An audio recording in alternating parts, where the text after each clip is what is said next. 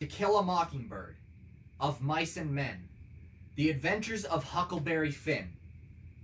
Now, you're probably wondering why I'm listing off random book names, but these three books actually have something in common. They're some of the most commonly banned books in schools because of the themes and language that are featured in them.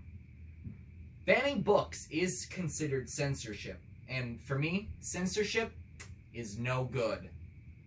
Censorship is something that we've all experienced in one way or another, from whether it be from simply as hearing a beep when someone curses on TV, or to something as dramatic as a piece of art getting taken down because it doesn't fit in with the picture of society anymore. It's all around us, and it's making us as humans more sensitive and less knowledgeable. So, let's talk about it. About what censorship is, how it's affecting the world around us, and what we can do about it. Censorship, by definition, is the superstition or prohibition of any parts of a book, film, news, etc. that are considered obscene, politically unacceptable, or a threat of security. It comes in many shapes and forms, either caused directly by a government's control or by an activist group that just doesn't like something.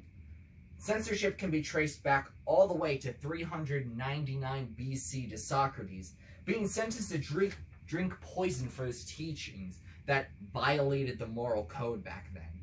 Of course, censorship today isn't as intense as it was back then, but in some countries, this is exactly what's still happening. But why is censorship bad, you may be asking? Well, let me tell you what censorship can do to you. A study done by Stanford University shows that those who use uncensored media in China, there is a significant growth in intelligence and optimism compared to those who use censored media. It's around a 70% difference in growth. Those who use censored media are shown to be more easily manipulated and likely to trust false information that is given to them. Like stated before, censorship comes in many forms, and you most likely see it in your everyday lives. Americans are most familiar with the censorship like the bleep for cursing or blur for nudity. One of the most known censored art pieces in history is Michelangelo's David statue. Now, in the original statue, the man is completely naked, but in some renditions, a fig leaf is used to cover over the genitalia. This was first used to shield the public from looking at important or biblical characters with intentions of lust, and for the church to show that nudity is looked down upon.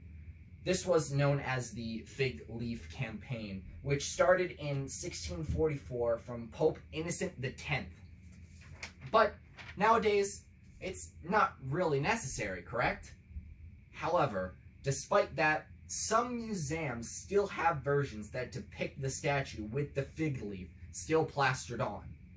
Censorship goes way deeper than this, though. Let's take a look at a more recent example. In 2019, a children's book came out in the US. This book was called A Day in the Life of Marlon Bundo. For those who don't know, Marlon Bundo is Vice President Mike Pence's rabbit. Now, this children's book depicts a gay relationship between two rabbits. When the book was released to the public, it was immediately challenged by political groups to ban this book. This is one of 566 books that were challenged last year to be banned for their content. This is ridiculous. This is as ridiculous as censorship gets in America, but for other countries it's much worse. In the country of North Korea, all forms of media come from the official North Korean Central News Agency. No outside media is allowed in the country, which causes the North Korean government full control over its people with the use of propaganda. But what can you do? What can you do to stop censorship? Well, for one, don't be so sensitive towards things. Art should be viewed in its true form, and news should be delivered with the full truth attached to it. Groups like the NCAC, the National Coalition Against Censorship, fights for true free speech for everyone around the world. Censorship is only hindering us as a society as a whole. The more the public can know, the more the public will grow. If you see an example of censorship out in your everyday lives, say something about it. It will let you even the littlest act of censorship go by. It could snowball into something way bigger. Censorship has had its long run in history, and it doesn't seem to be going away anytime soon. Unless both you and me do something about it. Let's come around full circle in a quick recap, so you could call it. Censorship by definition is the superstition or prohibition of any part of a book, film, news, etc., and they are considered obscene, politically unacceptable, or a threat to society. Censorship is all around us, from the simple bleeps of a curse word to the extremity of banning books in schools due to explicit content. But despite that, you can be fighting against it. Standing up against censorship and go make this future more truthful and clear for all of society. Alright, now that that's over, let's go over the uses of repetition in this. Throughout the speech, I kept repeating the same phrase of used to the censorship of a bleep and a curse word. It's something that we're all familiar with.